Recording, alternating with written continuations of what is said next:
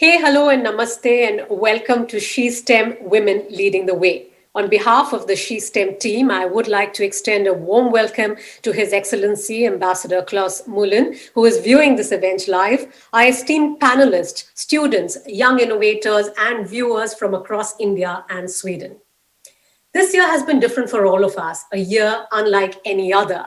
And while it has brought hardships and exposed vulnerabilities, it's also given us an opportunity to build back better, to innovate, and to collaborate in ways which we did not think was possible even a year ago, so that we can make our world more resilient, more inclusive, and more sustainable. Every year, the Sweden-India Nobel Memorial Week celebrates the spirit of innovation of we as a people striving to create something new, something path-breaking, something that will transform society and change the course of our future for the better. Science and innovation play a key role in transforming our society, and it is imperative that this transformation is beneficial to all sections, is diverse, and is inclusive. This makes it all the more crucial that women have an equal say in thought leadership, in the research, in the building blocks, in the inventions, the policy implementation as well. And that's why this year we are inviting some of the brightest scientists, tech innovators, and researchers from India as well as Sweden to stimulate a discussion and encourage more women to join the fields of STEM and join the fields of sustainability. Sweden is one of the most gender equal countries in the world and in fact is the first country to follow a feminist foreign policy.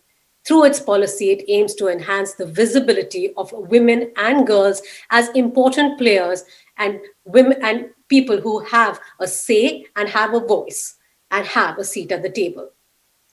The Sweden team in India has championed the cause of women through several initiatives earlier, including the Crafts Mela, a collaborative program of Swedish enterprises with gender equality at its core, as well as the Tekla workshops, which invited young girls to tinker with technology, to experiment, and to try and create something from the fields of STEM.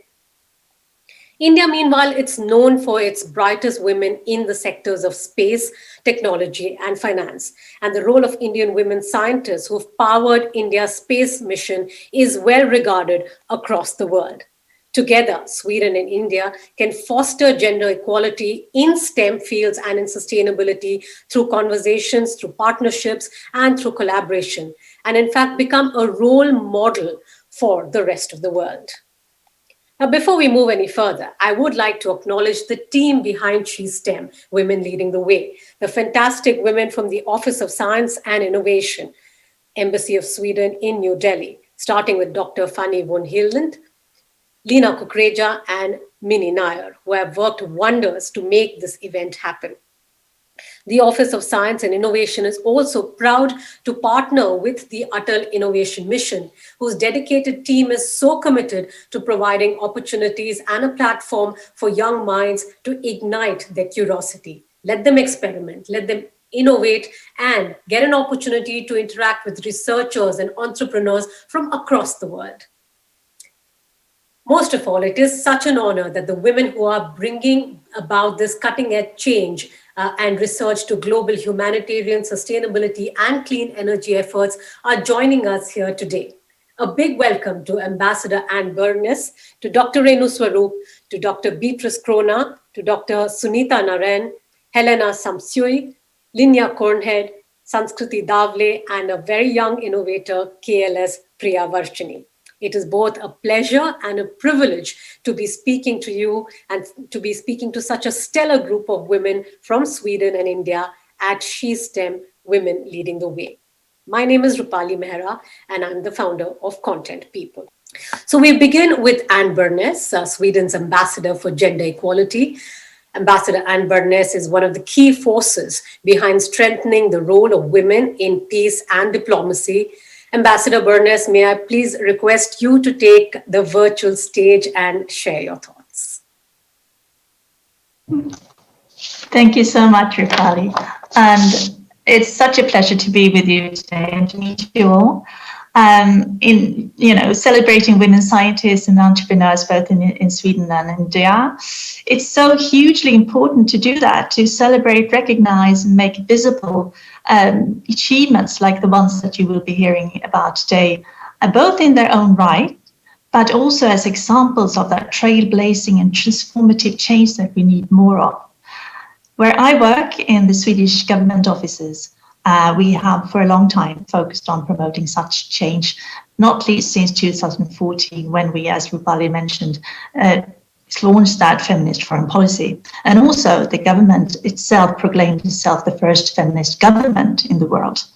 So why did we do that? Rupali has pointed to things, but it was really in response to that discrimination and gender inequality and stereotyping that still mark the lives of countless women and girls throughout the world. And also realization that we could not go on as before. It had clearly not worked.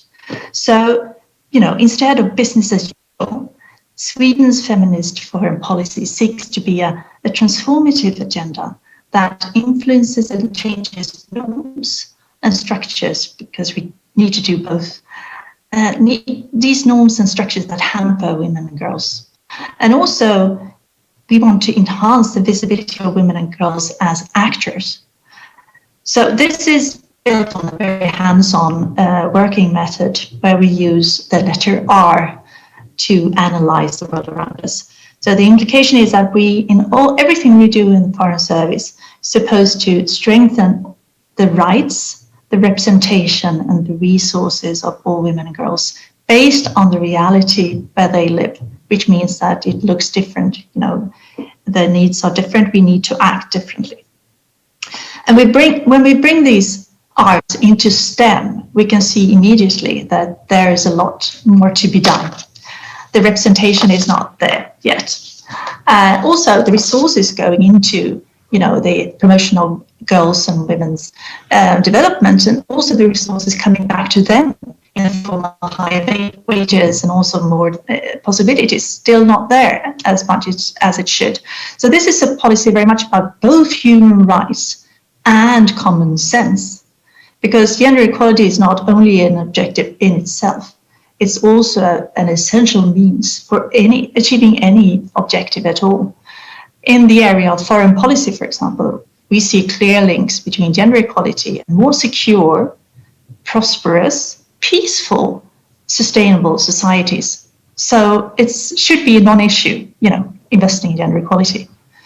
And in STEM, it's about getting all the brightest minds involved in developing our common sustainable future.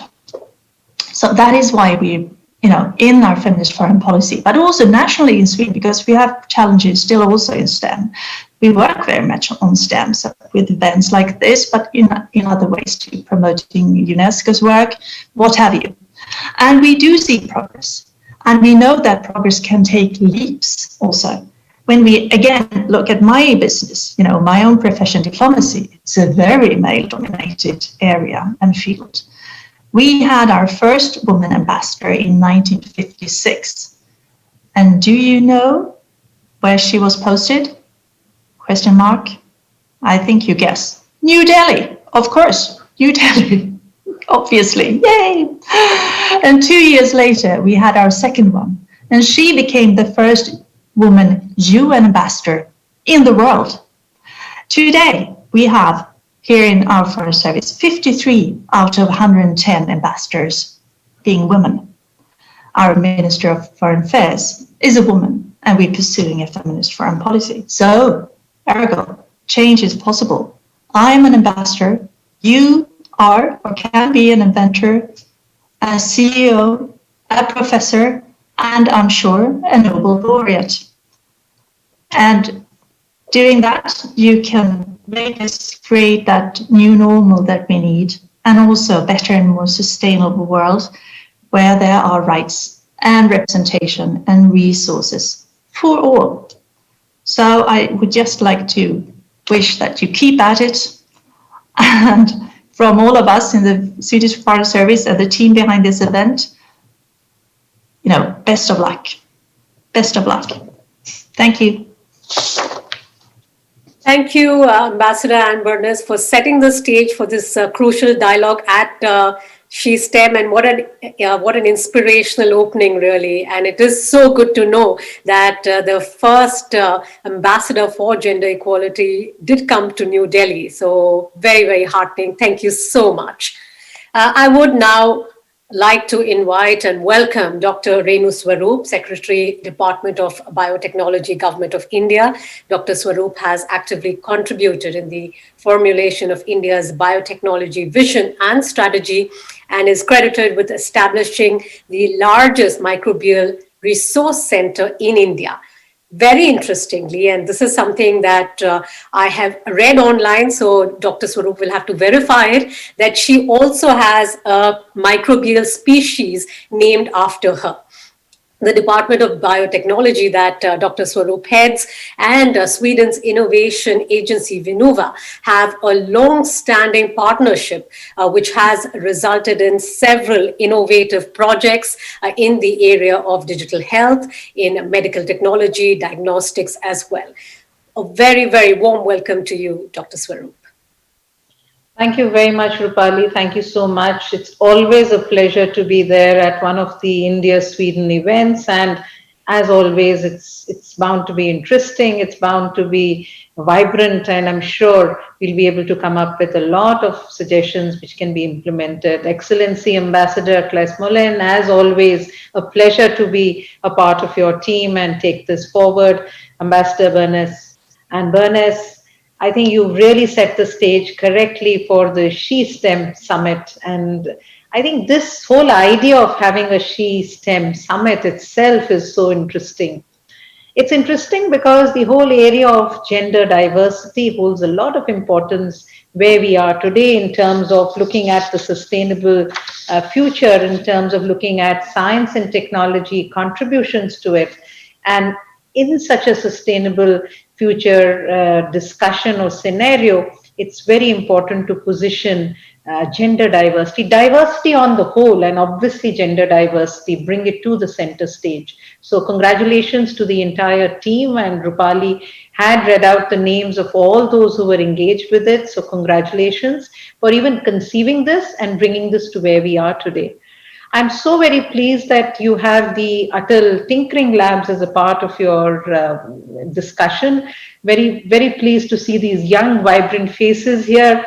All our future leaders, all of them who are actually going to be our future role models, who are going to be the future for the She STEM activities to flourish. So it's so important to catch them young, catch their attention, and bring them into this, because that's where you ignite the spark. And once you ignite the spark, then it's important that this spark brings out that vibrance and the radiance as it moves forward. So congratulations again, and it's a pleasure to have all of them here as we speak today. Very rightly pointed out that the position that we have of the participation of women in STEM, it's so important, and it's not a new topic that we are discussing today. If you look at any of the aspects that have been discussed earlier, we are all aware of this, that when you're talking about any development, sustainable development, economic development, growth, all of them, the role that women play in that development is so key and critical that you cannot separate the two. And because that is an important integral part of it, it's important that we position all the policies and the enablers also appropriately so that they facilitate this movement forward. So while there may be an interest, there may be attraction, I think it's also our responsibility to ensure that we have the right policies and the right enablers in place which can help moving this ahead. The Government of India has been committed to this. We've had a large number of various discussions. We've had, through these many years, many task forces, groups which have debated on this, discussed on it in different ways. One is, how do we attract more women to science? The second is, how do we keep them sustained in this? So catching them young, but we do know that we do lose out a lot of girl students as they move up in their career. So how do we keep them sustained in that? And the third most important is, how do we build leadership? Because we keep talking about not having them there at the board positions, not having them there in the decision-making positions. If that is the case, we do need to help build that leadership, because I think that leadership has to be, you will want to have somebody at that position who has the leadership qualities to be able to contribute to the decision making. And that is going to come through a lot of working along with them to build that leadership. The government has a number of policies, whether it's the Department of Science and Technology or the Department of Biotechnology, primarily in the Science Ministry, which have focused on it for many years. Through our various science technology policies, we are now coming up with our new Science Technology Innovation Policy 2020, and that again is going to have a major emphasis on the participation of women.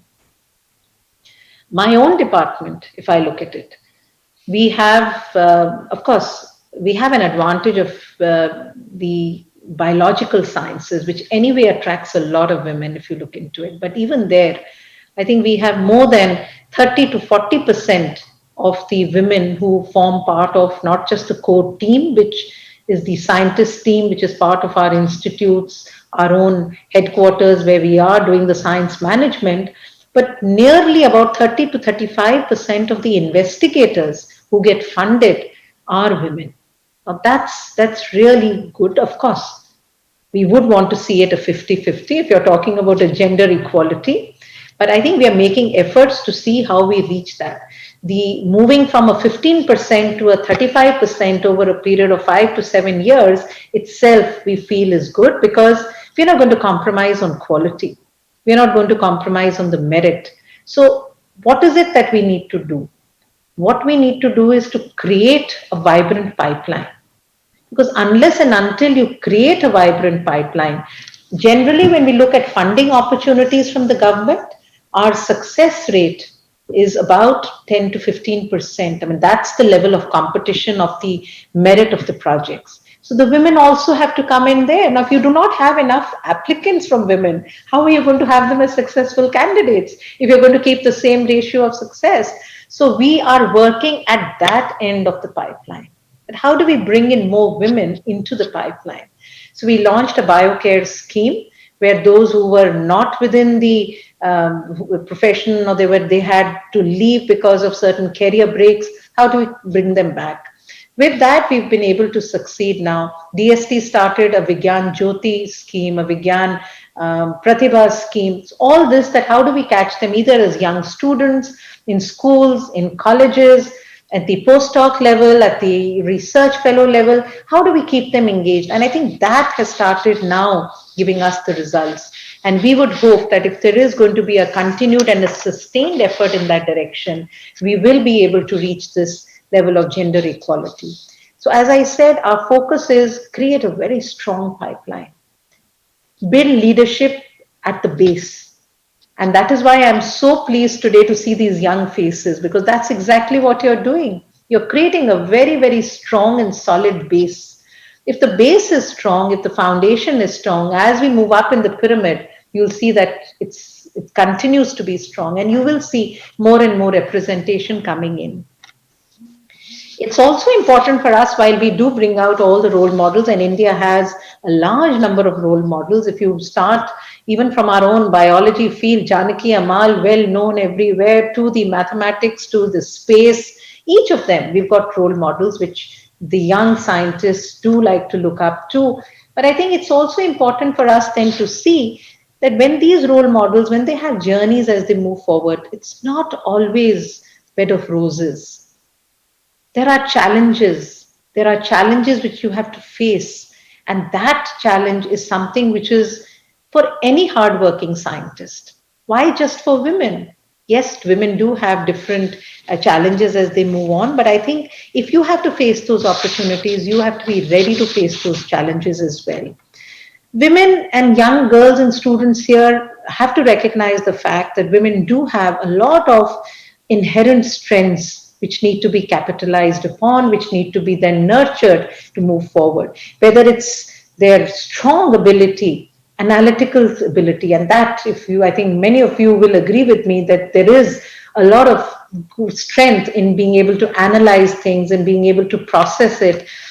Dedication and commitment, hard work, I think these are inherent multitasking, inherent capacities and capabilities. But it's also important for us to recognize the barriers, and especially for countries like India, whether it's the socio-cultural environmental barriers, whether it's our, mindset that this particular opportunity, it has got a gender attached to it. This is what women can do. This is what women cannot do. Right. I fail to understand, why do we choose jobs for women? Why do we say this women can do and this women cannot do? Give them the opportunity to decide what they can do and what they cannot do. I'm sure that they would decide the best for themselves. You're talking about building leadership. I think that's where we want to do that. To let them decide which job is for them. So we put in these very traditional gender roles and say this is only for women. And then when we open it up for, which was a traditionally a men's position, and when we open it for women, then we get very pleased. Now we allow women to get into this. Who are we to allow women to do that? They are part of this whole ecosystem. Give them that opportunity to be able to decide what they will do. Keep everything gender neutral. And I think that is a major policy that we need to take, that keep all jobs and positions gender neutral. Then let the students come, let the scientists come, let the researchers come in the STEM opportunity to see what is it that they can take forward. So I would only like to say that while there are challenges, it's important to recognize that these challenges could be of the ecosystem. But specifically the gender related challenges, we from in the government of India have tried to put in a lot of policies to try to see how we build a very strong pipeline. And then working with many agencies, and I know we have worked towards building entrepreneurship, not only scientists, seeing how we could create entrepreneurs, how we could help them to build enterprises. Today, we have again nearly about 25% of our women entrepreneurs, successful women entrepreneurs, as women. And we're also looking at investment opportunities coming to them. So the India-Sweden program that we have, the innovation program, I'm sure we have women incubators, all women incubators. That is our Golden Jubilee Biotech Park for women. We have one in the Northeast. We have one in Tirupati. I'm sure we could try to work in the Indo-Sweden program to see how we could create a very strong, vibrant incubator where we could nurture these young students, whether it's from the Atal Innovation Labs, whether it's from our Sitare scheme or the DST Manak scheme. Can we try to bring them in and see how we could create a very important innovation pipeline? So I would like to conclude by saying that while it's all there now, it's important for us as policymakers, it's important for us within governments to try and see how we create policies and partnership programs which help us now to empower the women. Probably, yes, we've been able to ignite them, but we need ways in which we can empower them. We need to see how we harness that economic potential of women for the sustainable and inclusive growth, which is so important. We scale up these entrepreneurial activities in which we can facilitate their transition to enterprises. We also work towards building a very strong competition for them. Because unless and until there is a competitive spirit, merit will not be there.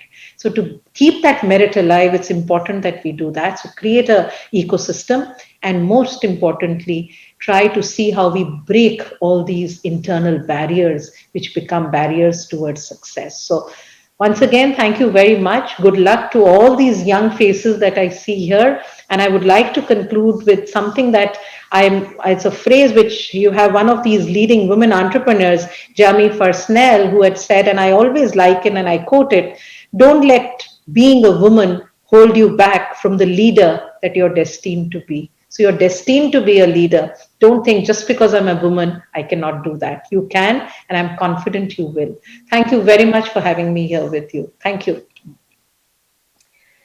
Thank you so much, Dr. Renu Swarup. It is always such an inspiration to hear your vision, to hear what plans you all have for the future generation, and your passion about making sciences so gender neutral. Thank you so much.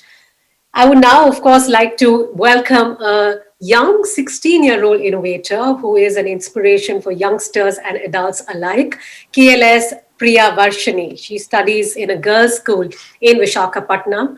And ever since the Atal Tinkering Lab was set up in her school, she's put on the innovator's hat and has been experimenting with a variety of projects. In fact, one of her projects has gone a long way to help farmers because it is an agricultural robot that helps farmers gauge the soil parameters and help them sow and water their fields according to the soil condition. Now, she says she designed this robot after watching news reports of the distress that farmers face in certain parts of India. Priya, I'll hand it over to you. We are all waiting to hear what you have to say. Thank you. So, a warm welcome and good evening to respected delegates. Namaskar and all my dear friends. So, I'm very proud to be here and take a part of this.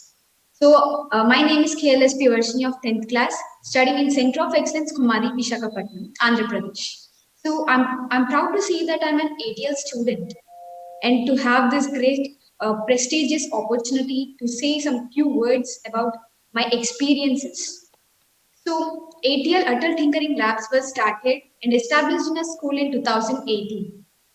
And then we started to think in innovative way and started doing many projects under the guidance of a principal secretary, Sir, Colonel V. Ramlu, Sir, and also Principal S. Rupavati Garu and our ATL in charge Rambabu, Sir. So in 2018, I have done a project named Multi-Purpose Agriculture Robot, which is extremely useful for the farmers. And so it performs 5 functions at a time, and that is ploughing, seeding, and spraying of fertilizers and pesticides, watering, and sampling. So it is done through the solar energy, which is eco-friendly to the nature. And this project was selected in top 100 projects, and then we got a chance to go to MIT Pune, Maharashtra, and then we had refined and implement our project, and also we met Kailash Satyarthi, the Nobel Peace Prize winner in Delhi. And after that, this project was stood in top 10 projects, top 50, and then the finalists have got a chance to visit Russia. And then top 25 students have been selected by Niti Aayog Government of India to the AIM series Sochi, Russia. And then my journey to the Russia was started. And after going there, most of the time we used to spend in our project center with my team and with the Russian friends. Also, we visit many places and gain a lot of knowledge over there. So we can't imagine that a normal girl like me can fly to Russia. But I can proudly say that this is only possible through Atal Tinkering Labs uh, that have established by Government of India. So I'm very proud to say that I'm an ATL student. And also, coming to the point, women empowerment. So women empowerment have been developed and being traction in these days. And also we can say that women are equally to the men and also supposed to do everything. And we are leading the country and we are leading many things. And this is only possible through our decisions. So finally, I want to conclude with the words of our former president, Dr. APJ Abdul Kalam, that thinking should be a capital asset, no matter whatever ups and downs you come across in your life. So this is only possible through Atal Tinkering Labs because it can only fulfill the dreams of every common student. So I'm gratitude to the Indo-Sweden Nobel League for giving such a great and wonderful opportunity to me be as a part of this wonderful program. Also, I'm thankful and gratitude to our APSWR Society and Niti Aayog Government of India for giving every good and very prestigious opportunity to the student like me. Thank you. Well, thank you, Priya Varshani, and all the very best for your future projects as well. With the kind of innovation that you are doing, I'm sure you can travel across the world and meet other researchers and other children who are building a better future for all of us. Thank you so much. Thank you. Well, let's move on now to something here from Sweden. Distress in food systems, global warming, climate change, and now a pandemic have also taught us how fragile our ecology, our planet, and humankind can be. But to be sustainable and resilient, we need more of research. We need more of academia, we need more of researchers, and we need more of scientists who can make these concepts their mission and help us understand the world better. More importantly, we need diversity in the field of sciences. So it is such an honor to have Dr. Beatrice Crona, the Deputy Science Director and Assistant Professor at the Stockholm Resilience Centre, join us. Dr. Crona also leads a research program, the Global Economic Dynamics and the Biosphere, at the Sweden Royal Academy of Sciences. She's also part of Eat Lancet, a commission on healthy diets from sustainable food systems. Welcome, Dr. Crona. Thank you very much. Before I do any more talking, I'm not very good at multitasking. Let me just share my screen with you because I'm going to give a little presentation. I hope you can see it. Well, if anyway, I'll try to talk you through it. But first of all, thank you so much for inviting me to this very important and honorable event, and to give me a chance to speak on the important topic of women's involvement in science and technology, and to have a chance to address also this equally important audience, which I really hope that I can ignite some enthusiasm for the field of sustainability. So what are the key sustainability challenges? The climate challenge cannot have escaped anyone. And for every 1 degree temperature rise, 1 billion people are projected to be pushed outside of their zone or niche, what we call, for which human physiology is actually adapted. And that's remarkable and a little bit scary. But to halt this, we still have something we can do. We need to halve global emissions every decade starting this year. So there's a real opportunity here. We have a window of opportunity. But contrary to how the debate is often cast in the media, the sustainability challenge is not just one of climate and global warming. It's actually intimately connected to several of the spheres of our Earth system. And normally I would speak at an audience, I could see you. I would ask you to raise your hands and reflect and see how many of you know that our planet actually has more than 4 spheres. I can't see you now, so I'm going to have to answer that. But basically, the atmosphere is just the most well-known. There's, of course, land and water, the hydrosphere, and also all living things, which we call the biosphere, as well as several others.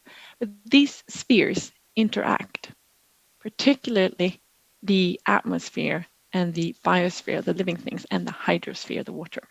And a very simple example is a forest, which grows and absorbs carbon from the atmosphere, which it stores in its biomass. And while that forest then breathes, the trees breathe and transpire water, and they circulate that water to the atmosphere and to other regions far away, therefore affecting the rainfall and the vegetation in these far distant locations. And therefore, if we cut down the forest, it's going to store much less carbon. In fact, it's going to start to emit carbon, fueling global warming and also reducing water circulation and rain in these other distant places, with impacts on land cover. So I give you this example just to kind of explain how the interaction between the climate and the rest of the Earth system is really important to consider for us sustainability scientists. Now, biodiversity loss is one important outcome of this large-scale vegetation change or land cover change that we're seeing around the world now. And I don't know if you've heard of it. It's called IPBS, but it's basically the IPCC for biodiversity. It's called the Intergovernmental Science Policy Platform on Biodiversity and Ecosystem Services. It's very complicated.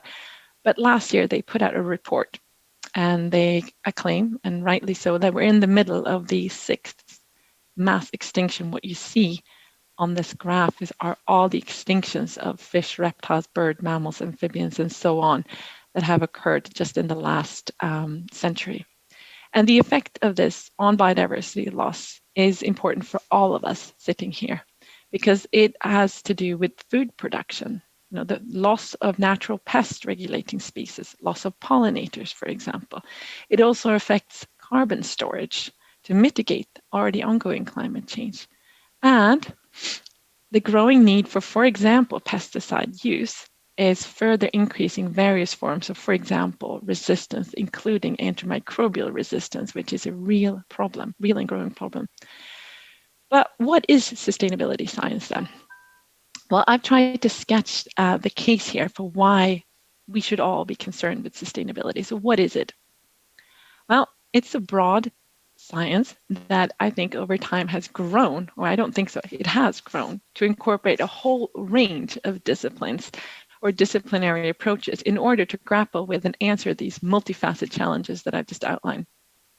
And here on this graph, you can see some of the main disciplines that currently contribute. And you see that chemical, mechanical, civil engineering plays an important part, as does biology. But we also see things like brain research, and maths and physics, and biochemistry, of course, and medicine, but also social sciences. So it's a huge mix. So if you were to venture into sustainability science, it doesn't mean that you have to be only doing lab work. It's much, much broader than that.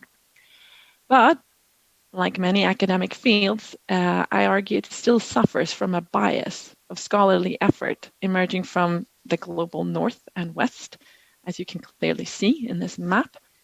And darkness here is in this map shows the how many scientific publications come out of these countries. And I note that India is a notable exception to this pattern, which is happy news. But I show this to emphasize the importance of diverse perspectives, and that sustainability science still, in my opinion, needs to become much better at supporting and promoting scholars from diverse geographies. So I'm really excited to be able to make a pitch to all of you here today and emphasize how important your perspectives are to move sustainability science forward.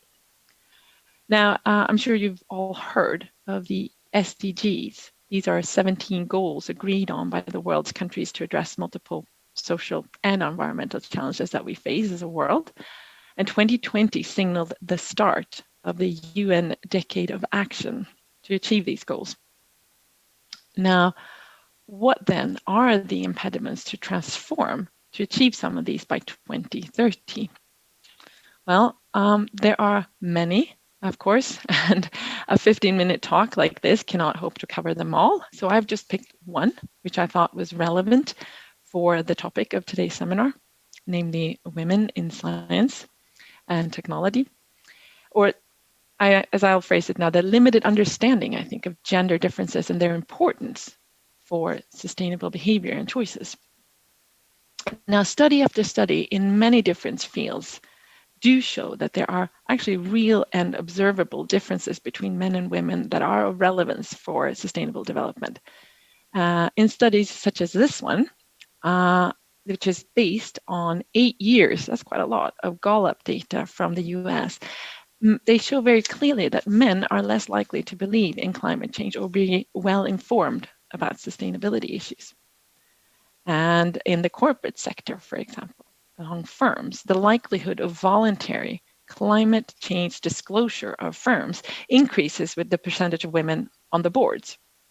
And other work finds that gender diverse boards are associated with a higher quality sustainability reporting, for example. So we heard the previous speaker talk about the importance of having women in leadership. And here you go. Here you can see some of the important outcomes of that. And in economics, a multitude of different studies of consumer behavior show that men are, to different degrees, less likely to consume green. And in Sweden, where I come from and where I sit now, when it comes to cars, women far outnumber men in supporting reductions in vehicle use, for example, and increasing options for sustainable transport. So it's clear that these gender differences can have bearing on, for example, how cities develop and for whom, but also on what policies are implemented in general. And it is most likely also affects decisions about what to invest public money in, or even private funds. Now, no gender is to blame here. That's not my point, but I think it's just a stronger recognition of these gender differences and their interaction with power and agency, as we heard previously. And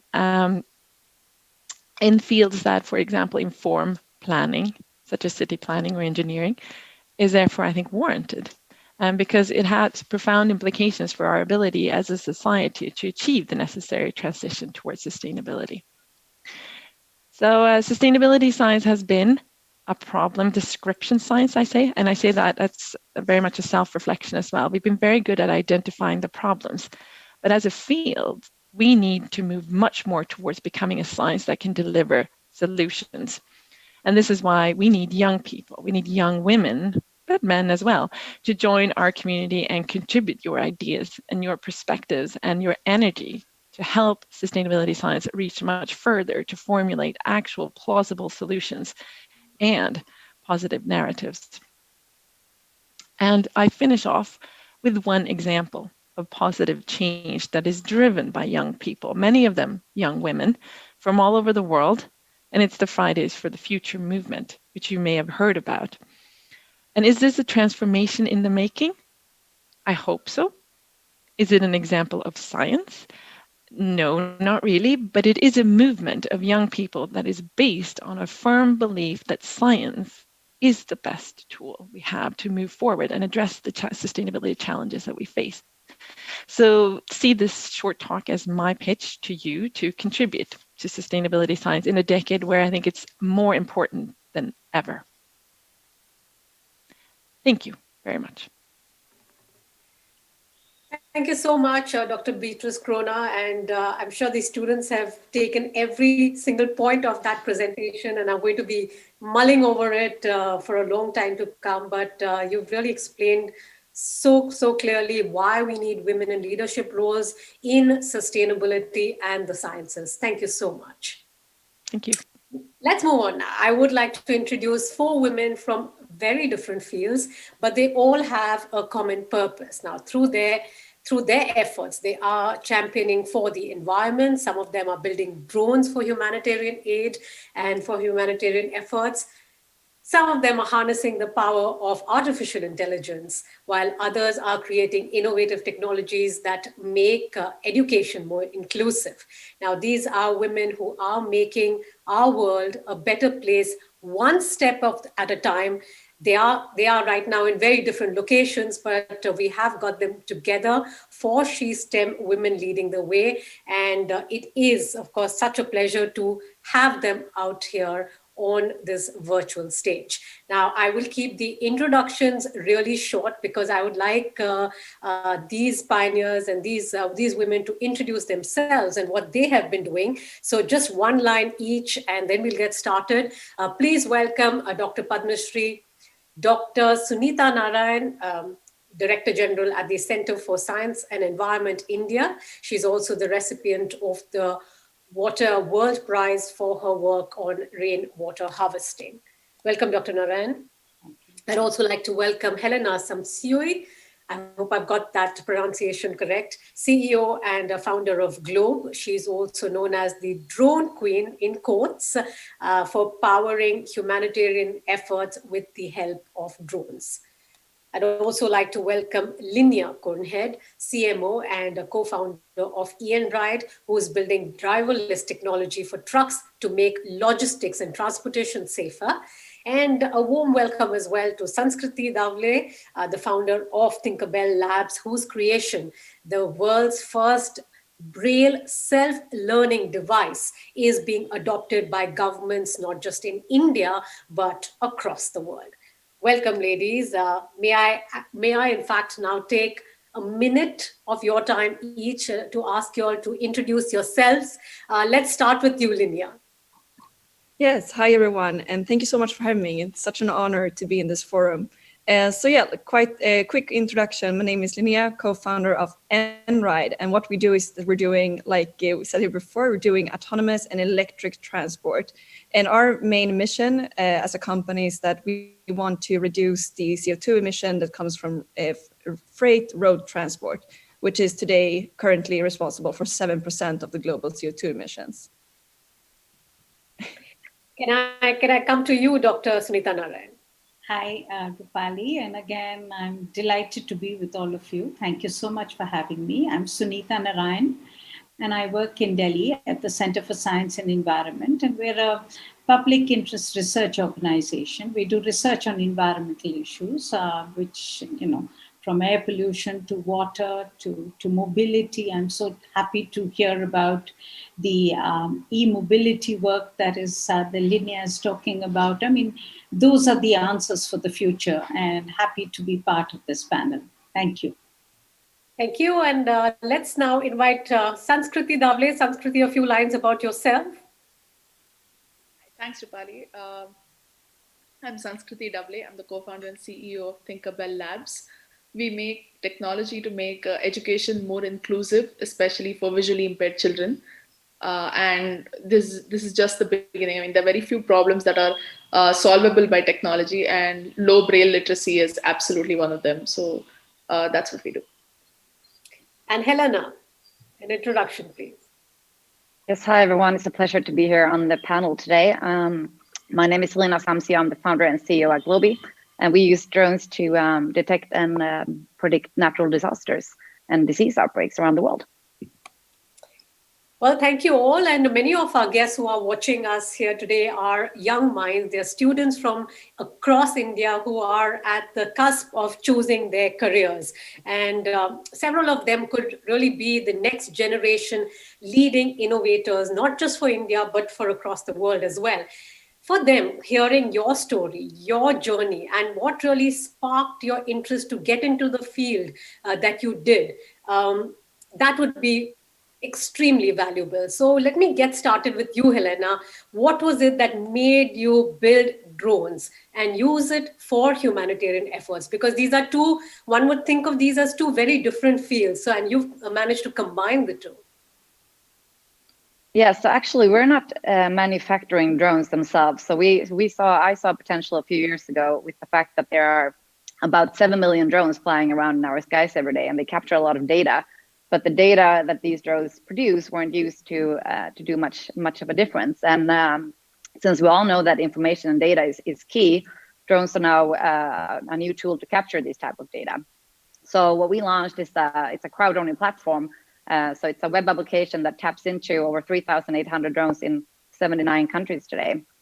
And we use that data to be able to help end users such as the United Nations to pinpoint where it's likely for a natural disaster or a disease outbreak to take place. And so for me, it was the unused potential of drones that really motivated me to start Globi and to be able to help create a better future with the technology of drones.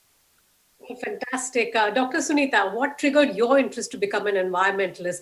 I know this was decades ago. You have been with the Center for Science and Environment for over 2.5 decades, but back then when you started out, environmental studies wasn't really talked about as much as it is today, was it? Yeah, absolutely, Rupali. When I started working in the field of environment, I was a student. I was a student in modern school in Delhi, and it's very difficult to say where my interest began, but I think it's very much to do with my mother, who was very passionate about nature and about some of us who got together and got interested in the environment. And at that time, nobody knew anything about it. And that's when I traveled to the Himalayas, and I met a lot of women in the Himalayas where the Chipko movement, as you may have heard, started. And the Chipko movement is where women actually decided to hug the trees because they said they would rather be cut than to let the woodcutters cut the trees. And when I met these women, I really understood the importance of environment in their lives, that it wasn't a middle class, let's protect our trees because they look so beautiful, but it was about survival. It was about the fact that these trees gave the women their source of livelihood, their source of fodder, their water supply, and they understood the relationship between nature and environment. And I think that for me, environment is really about development. It's about inclusive growth. And I think that's really where my interests and my life journey began. Well, fantastic. And I would urge all our young viewers to read up about the Chipko movement if they haven't. It's an absolutely fascinating story. And like Sunita put it so well, it's not about something looking pretty, but it's a way of life, really. Linnea, coming to you, your company is building driverless trucks for safer road transportation. What sparked that idea? What drives you? I think the reason why we founded the company was really that we saw that there was no real initiatives to go for anything else than diesel-based platforms for trucks. And so we really felt like there must be another way how we can make this happen. And back then there was this idea that you will never be able to do electric trucks because the batteries are too heavy. And that was something that we really felt an urge to kind of, find another way, another setup to do it. And so we really started just with that basic idea that, of course, it's possible. We cannot just be stuck in our old infrastructure. So we must be able to push for something else. And that was really what sparked the whole idea. And also, when we started out, we were just saying, like, if we can just get the message out there and someone else can do it, then we've done our part. But then during the journey, it's been quite remarkable how many people that really wants to change. This change to happen, but also how the old legacy is really making it so slow. Mm. Oh, that's an important point, and I will be coming to that about how do you kind of make the world literally pivot towards cleaner technologies at one go. Perhaps this is the time for an opportunity, but we'll come to that. Sanskriti, you're using technology to make education more inclusive, and your product, Annie, is the world's first Braille self-learning device. Now, what ignited your mission to combine inclusive education and artificial intelligence?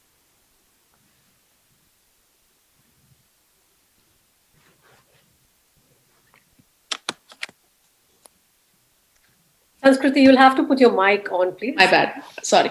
So, I was saying I'm an engineer. Annie was born in a hackathon. And but what really got us started on the mission to tackle low Braille literacy was seeing how vital it was to see actual children and students use the device that we'd made to learn Braille themselves. And something that I still remember is reading up that if 10 blind people walk into an elevator with Braille buttons, only one of them will be able to read it. And that was something that really stuck with me, saying, because it's literacy, I mean, we are in an era where where literacy is the cornerstone of everything. And it's nuts to me that we simply have not developed technology to address low Braille literacy. And seeing users, students actually learn from the tech we've built, I think it's one of the most fulfilling things you can experience as an engineer. And that was what got me started and still drives me even today. Fantastic. Now, there is something that combines you all, which is, of course, the need to do something good for the society. The other aspect is that we all talking here are women.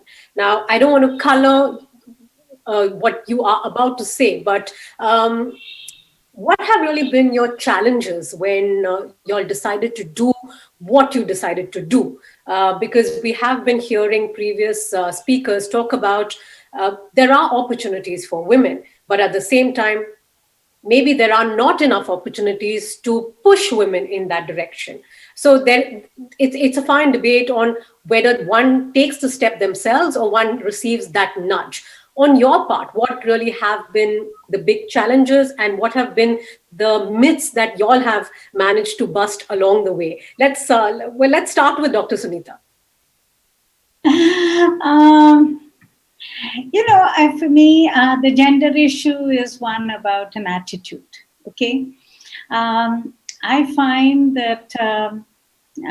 In the field I'm in, there's always pushback. I don't know how many of you have seen, but we released a study on adulteration in honey last week, where we showed how there was widespread adulteration and how the impact on beekeepers. Now, obviously, there are big companies involved, and we've taken the biggest companies, and there will be a pushback, and there will be the usual name calling and trying to discredit us, discredit the science that we have put out. But I think I shouldn't generalize, but where I think women stand out is that I think we are able to have the courage to take some fairly some steps that I think the men I work with are normally much more cautious in taking them. And I think to me, every time I work, because I work in the field of climate change, I work in the field of air pollution, I work in the field of water. I mean, I just find there's always a difference. I have started calling them the gentleman games versus the not so gentleman games, because I just find the gentleman games are all about being polite, being genteel, scratching each other's back, and just basically playing the game. And I have no patience for it at all. So And I I saw a big beam on women. I'm going to throw that question to her. Really, Sanskriti, what have you are a few years into the field, just about 2 or 3 years, but have you faced any challenges or busted any myths along the way? And these are early days, but what are your thoughts? I really liked Dr. Narayan's analogy on gentleman games, because there's always a set of people that's comfortable with the way things are, and that don't like their feathers ruffled. And I got some really good advice from a mentor while I was still in college. I mean, one is of course about the gender issue, right? Like I have co-founders, and they're men, and so when all of us go and introduce ourselves, some people are surprising. Oh, you are the CEO, and that, I mean, at first I used to get really offended, and now it's more of a data point for me to know that, okay, hey, probably these are not people that I want to associate with. And yeah, I would say whenever you're trying to drive any sort of change, whether it's inclusion or maybe things that people find unconventional in terms of what, like Dr. Swarup said, women should be doing or whatever.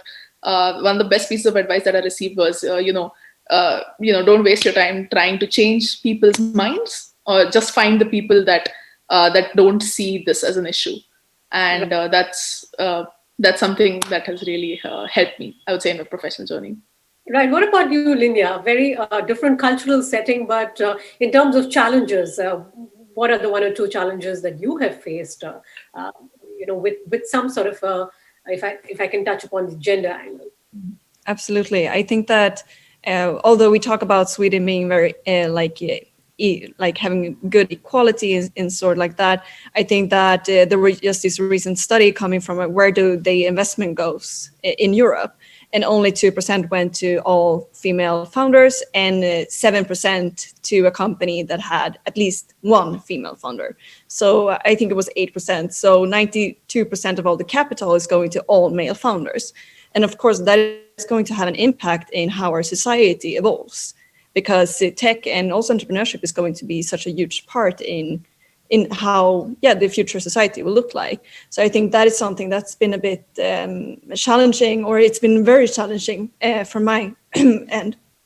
And it's also been something that when you do like a startup, when you do build your own company, you always feel a bit vulnerable, and you question yourself, and everyone else is also questioning you. And I think this is something that's been a bit hard for me, at least. That's been the to raise capital, really.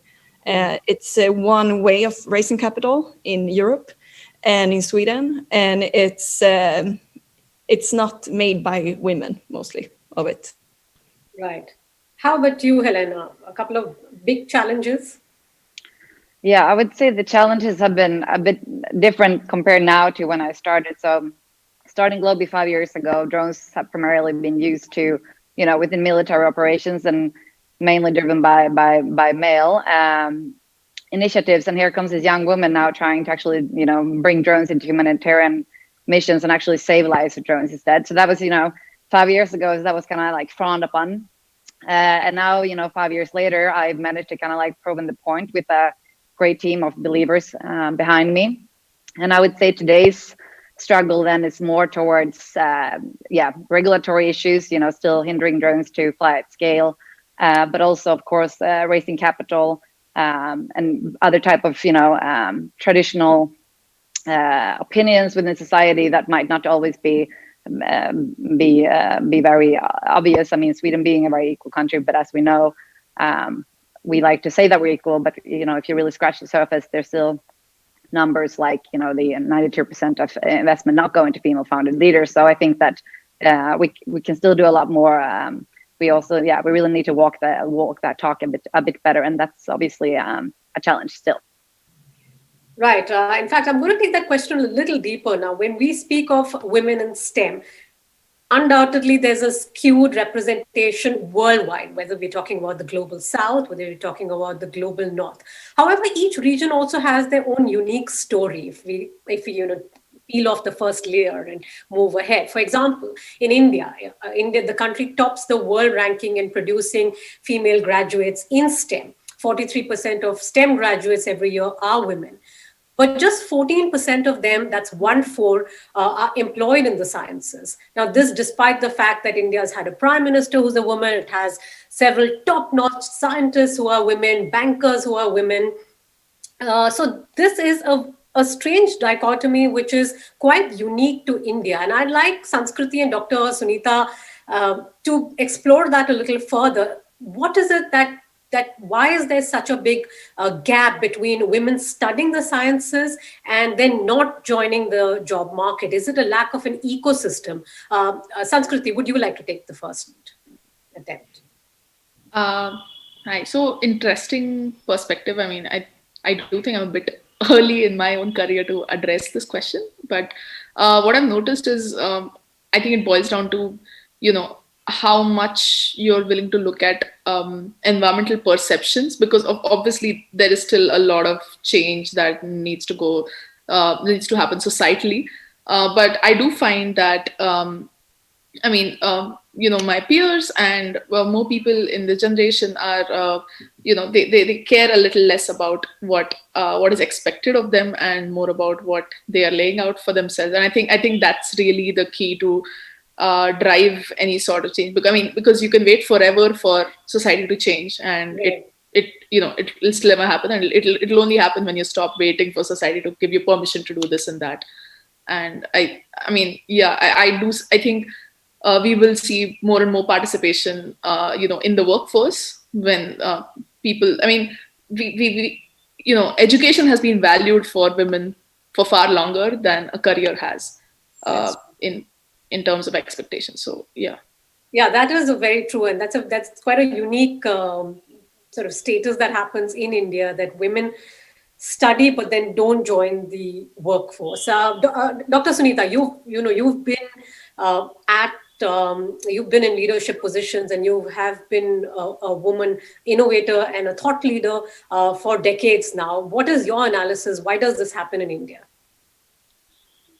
Pali, I think, I'm a little outside the formal science system, so it's difficult for me to say, because in the field I'm in, I run an NGO, and all of top CSC is women leaders, and I have very, very dynamic women who work with me, and dynamic men, and we have no gender issues at all. I mean, if you're a woman reporter, you also have to go into the depths of Bihar as much as a male reporter has. No special privileges are given. And so I don't see it happening in our field, but I see it happening in the formal fields. And I think two things are to be noted. One, I think the formal fields, there are just some natural barriers. I mean, let's accept the fact that, it's difficult to get your point of view across when there are sort of pugnacious men around. They really don't want to listen to women unless you scream and you shout, and you don't want to do that. I think there are some barriers which, and I don't know if they exist in other parts of the world, but I can see that even in meetings I go to.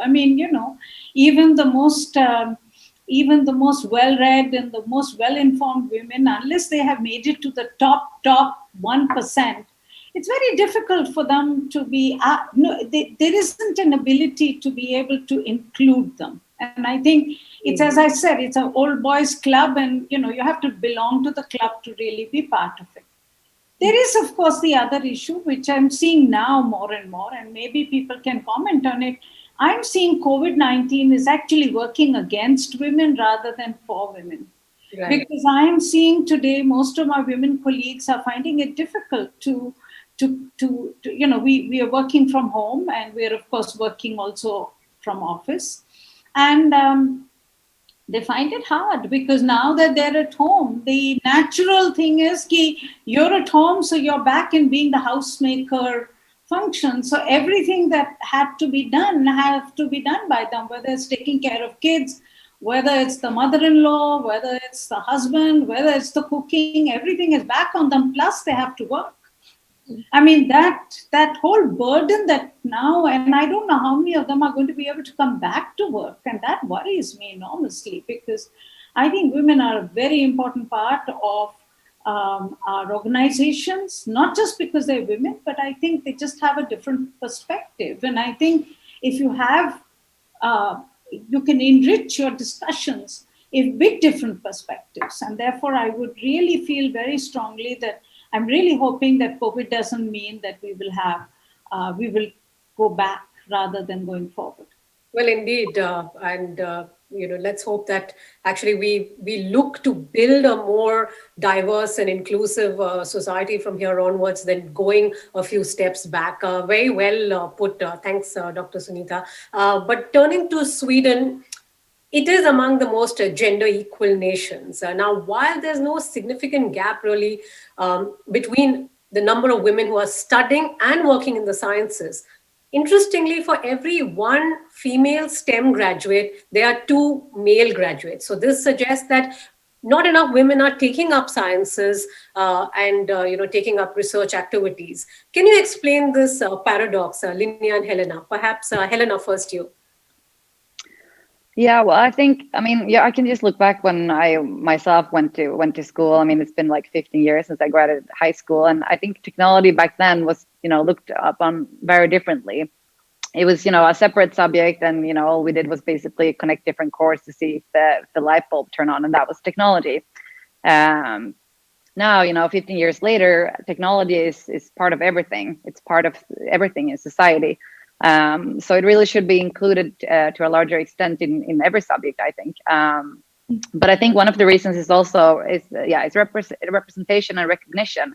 I think when you look at a lot of career sites and job employment sites, there are many deep tech workplaces. They use men in their advertisements. They use middle-aged men as in the photos. And I know that there was a really great project here in Sweden just a year or two ago who actually tried to change that, made sure that they actually changed the representation, the faces of, who are actually the faces for these type of workplaces. So I think by including the diversity in what you're looking for will also obviously attract more girls and women, and they feel like they are part of it.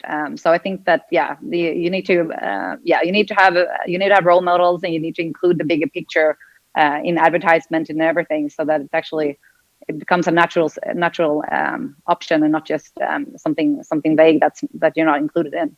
Mm-hmm. Yes, that is true. The way women are portrayed and the fields that women are portrayed is extremely important. Linnea, what are your thoughts? Yeah, so I might be a good example of this because I have a background. I've been studying computer science, and then I went on to work as a software developer.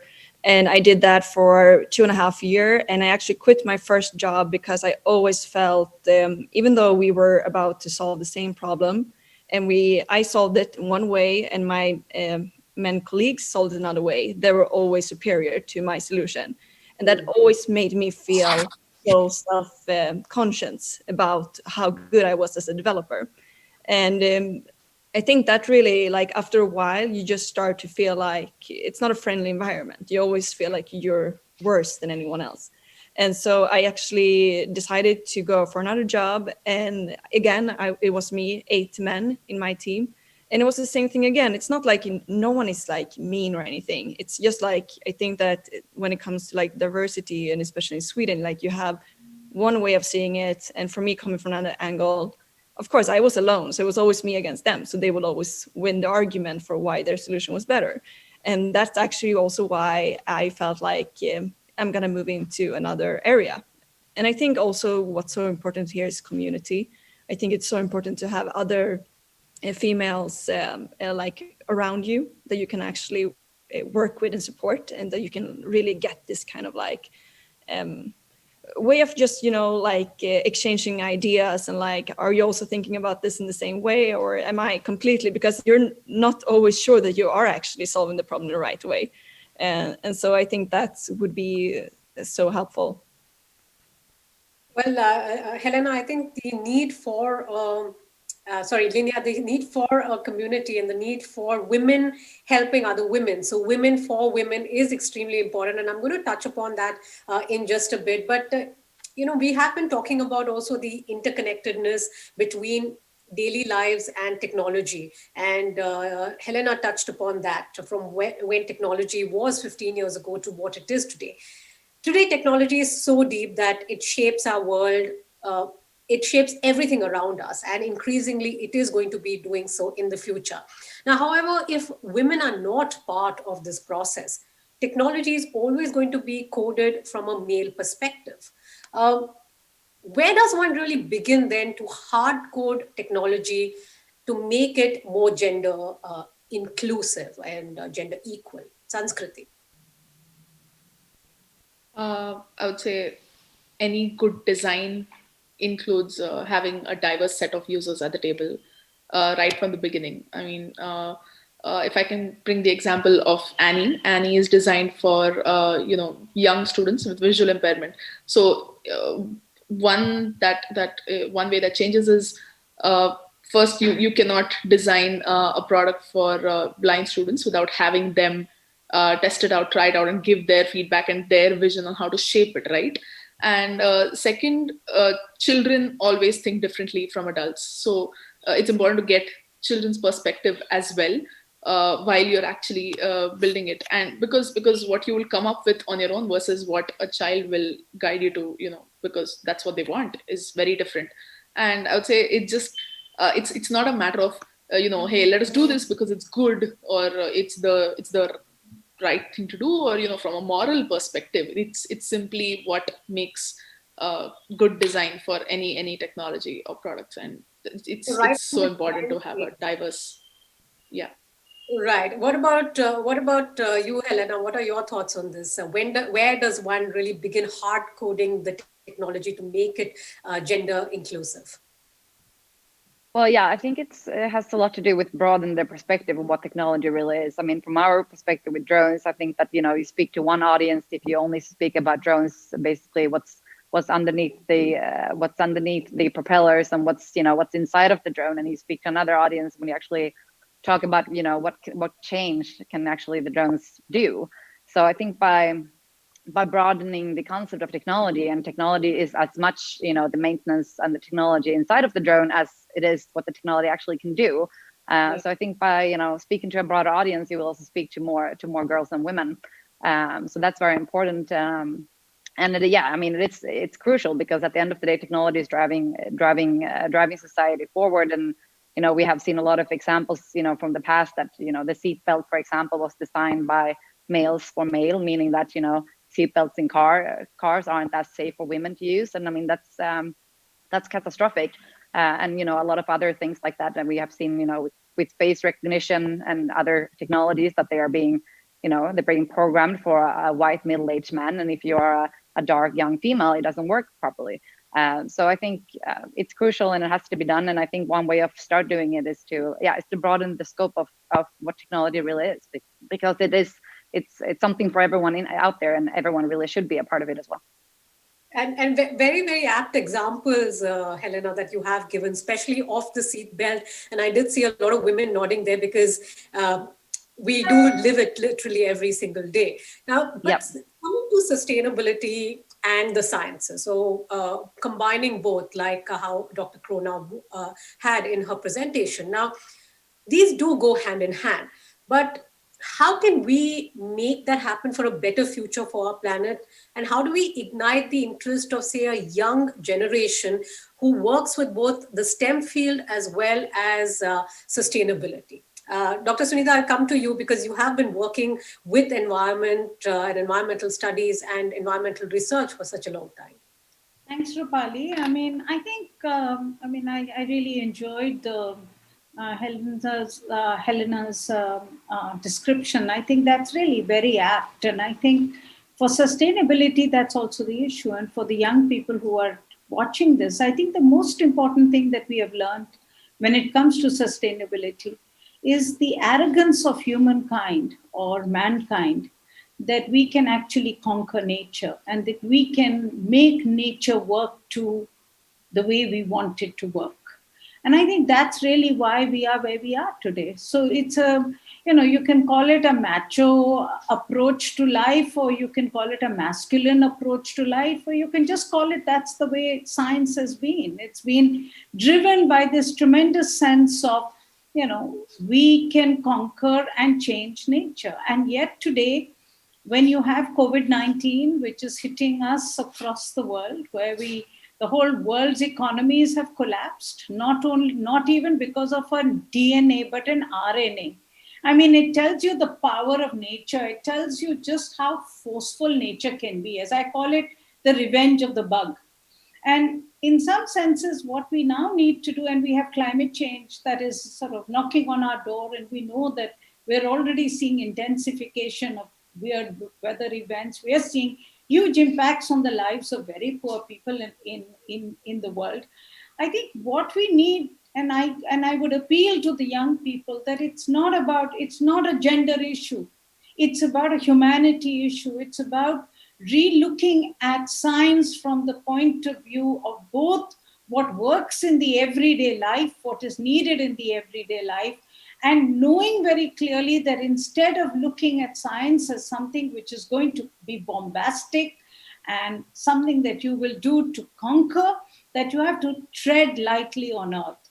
You have to learn from nature. I mean, all the nature solutions which nature teaches us, whether it is the solar energy versus, or rainwater harvesting, which are not concentrated powers, but nature's energy forces, which are dissipated energy forces, but yet bring so much power. So I think the most important thing for the new generation of scientists is not to make the mistakes of their peers, is to really think about science as something which is humble, which is not arrogant, which is humble, which listens to people, particularly the poorest people, and they'll happen to be the poorest, will be the women in the world.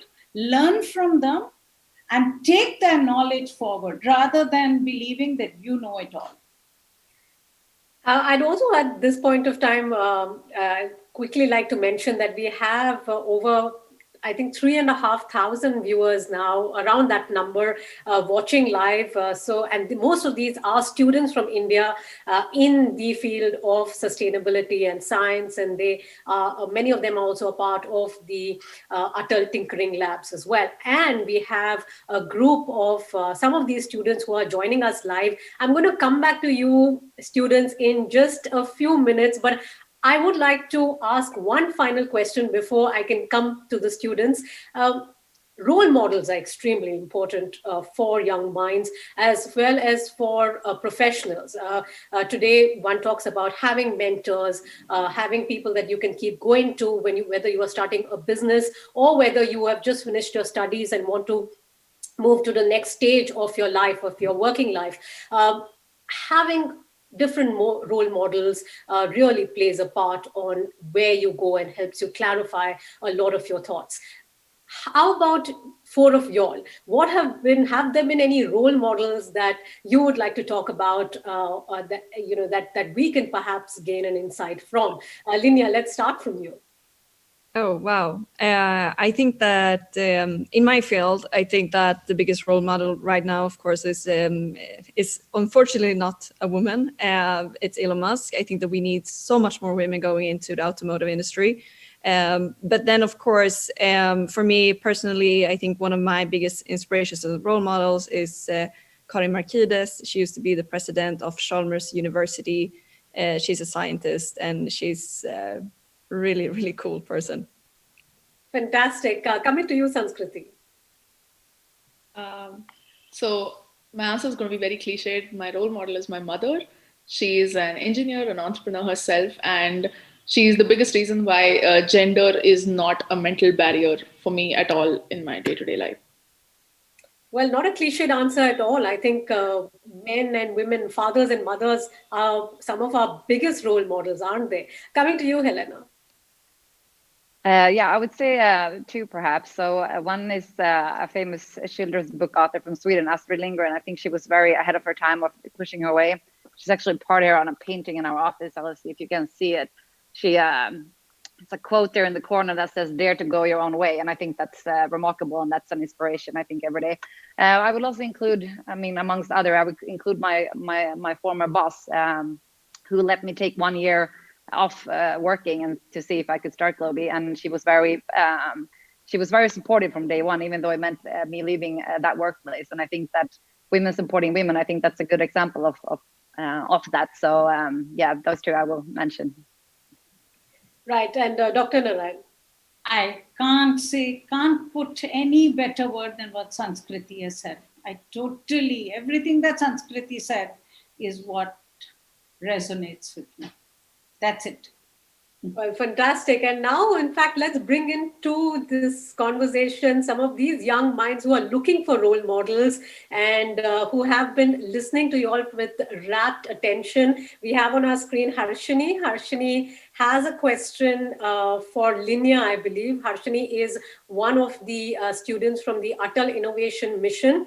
And there are several of them who are joining us live today. But let's start with you, Harshini. If you can unmute your mic first, please. Namaste everyone. Myself Harshini J from Bhavans Vidya Mandir Girinagar, Kochi, Kerala. I was the part of AIM Series Interview 3.2. I would like to ask my question to Linya Conhead ma'am. Hello ma'am. Hi, nice to meet you. I saw your interview with Paulina ma'am in Women in Tech. It was really nice interview and I really enjoyed it. Thank you. So ma'am, I have a question for you.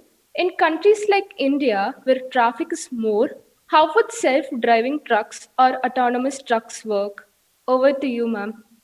Thank you. That's a great question. That's actually something also when we look at our cases and how we would like to install self-driving technology, we actually divide it into 5 different levels, and we look at it from an environmental point of view. So we look at more simpler applications where we're just going from A to B, back and forth.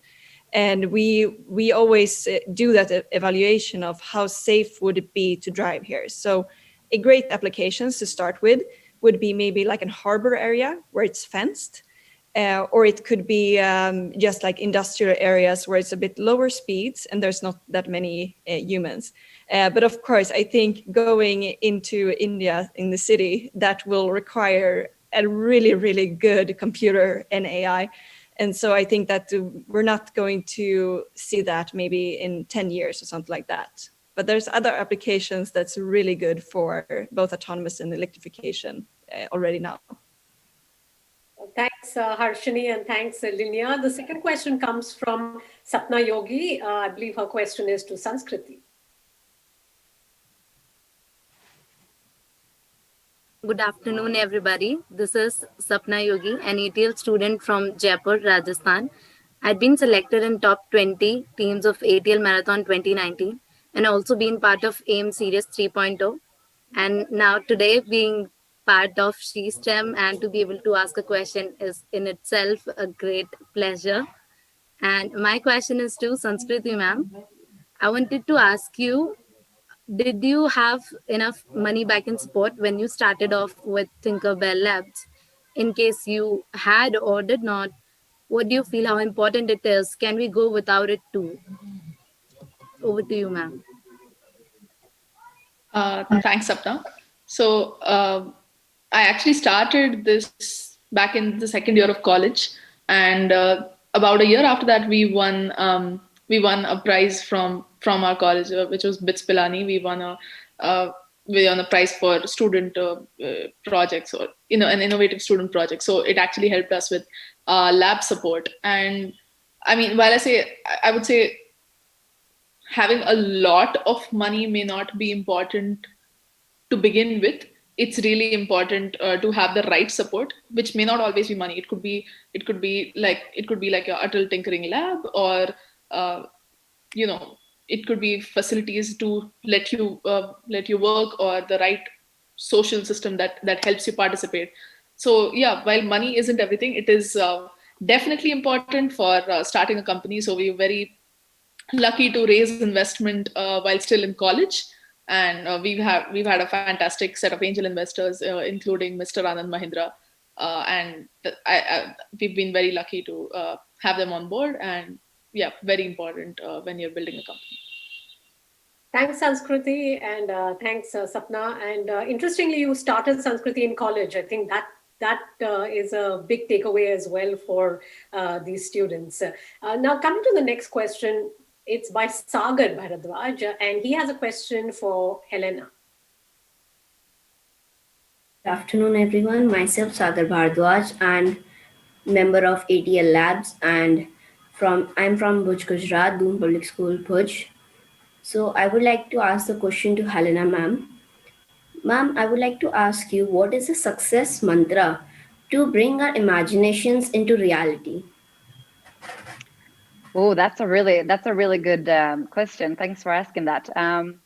I think to set clear goals, I think you need to have clear goals, and they should be both small and big. So you should be able to celebrate the smaller milestones as you go, but they should all lead to that greater goal of yours. That's a good advice that has been helpful for me, at least. Fantastic. Thanks a lot. And now let's move on to Mahika Juneja. She has a question to Dr. Sunita Narayan. Greetings to everyone. I am Mahika Juneja, a part of the team ranked as the top 50 teams in the ATL Marathon 2020, and I'm studying in St. Kabir Public School, Chandigarh, India. And my question is to Dr. Sunita Narayan. There has been a lot of research on waste and pollution, but why haven't we been able to make a sensor that successfully detects plastic or identifies it from the rest of material yet? Over to you, ma'am. Mahika, I think they're waiting for you. I think this is really where some smart solutions are needed, and you're so right. We need to be able to find ways in which we can use technology to deal with our everyday problems. And I'm so happy that you asked that question, because that's the kind of inquiry that we need. My only request to you would be, Mahika, as you start working, and all your other colleagues who have joined us, is that remember that we are a poor country. We will need technology solutions which are affordable by large numbers of people. So if you come up with a technology solution which may be very, very good, but it is too expensive, it's not going to work.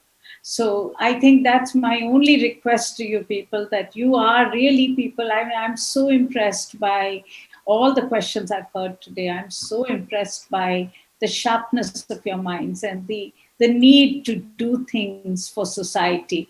My only request would be use technology for fixing the problems like waste management. So thank you.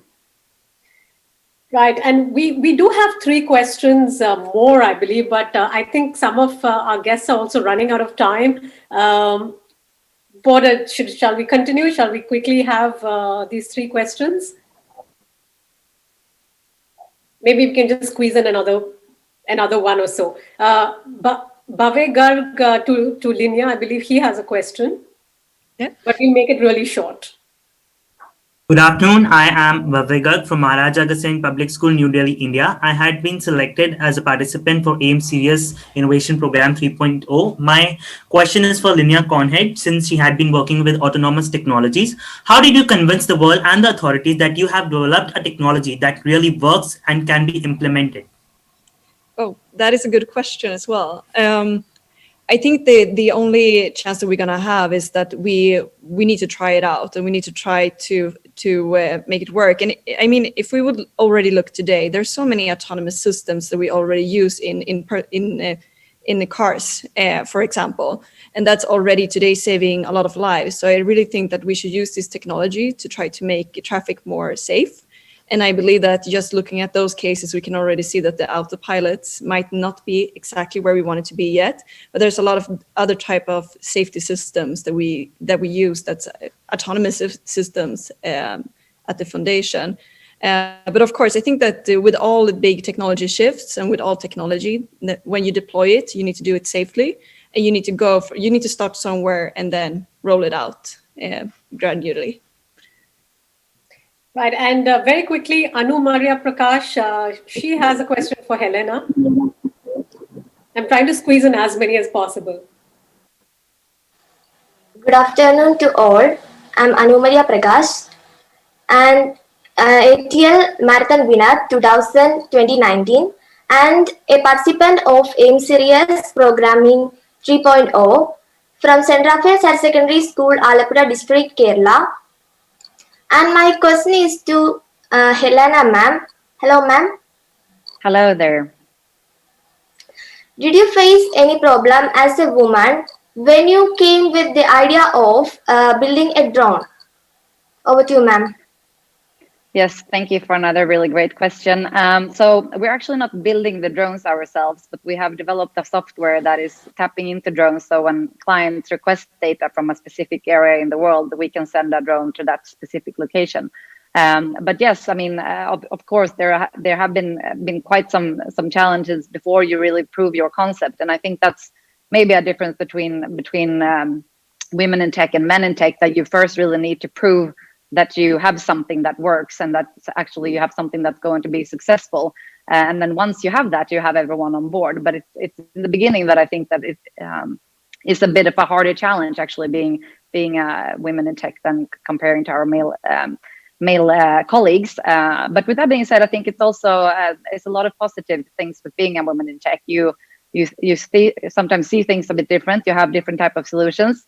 And sometimes also by being one of the few women in the room, you are getting listened to more, and you also get sometimes more marketing from it as well. So I think we should also look at the positive things of being a woman in tech, which are also quite a large number of the positive things as well.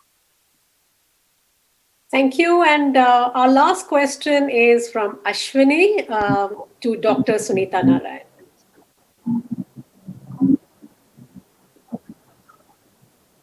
So, hello everyone. Hope you are doing good. And myself, Sdgs, 2019 at the Tinkering Marathon winner, Dr. Sunita Narayan, ma'am. So, ma'am, how do you think we can expand women's network to support all women entrepreneurs and researchers, ma'am? Ashwini, can you repeat that? I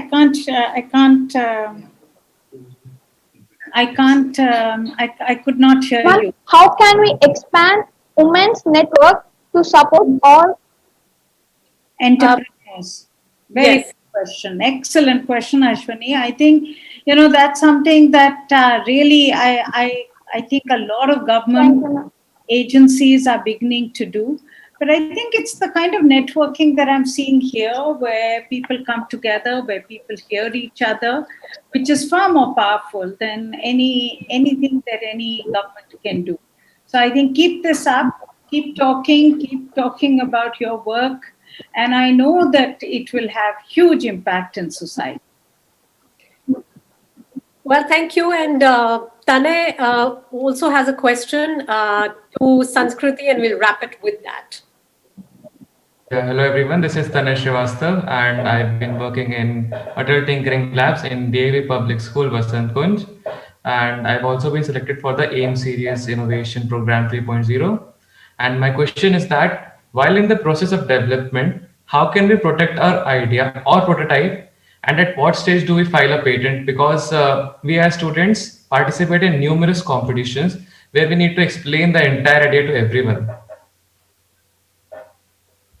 So that's a very interesting question, Tane, and one that I had myself when I was getting started on my journey of product development. The short answer is that ideas are not everything. Execution is what matters. So while there'll be a lot of people interested, in copying your idea, can they really match your enthusiasm, your passion, your execution, and your vision for the future you want to create? And most people can't. So you need not worry about all that at idea stage, definitely just focus on your execution, focus on what you want to build, and yeah, it's fine to leave the patent bit, etc. Can kick in later if you're thinking about it commercially or something. Well, thanks a lot for those questions as well as those answers. Absolutely fascinating. Different.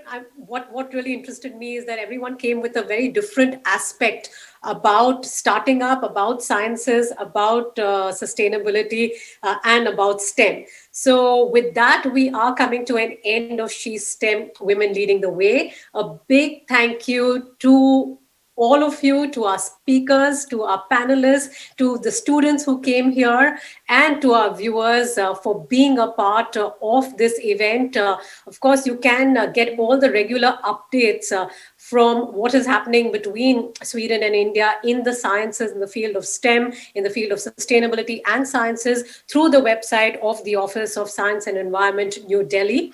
I will end it with that, but thanks once again for joining us. Goodbye. Thank you, Rupali. Thank you so much. Bye-bye. Thank you, Rupali. Thank you. Bye-bye. Thank you.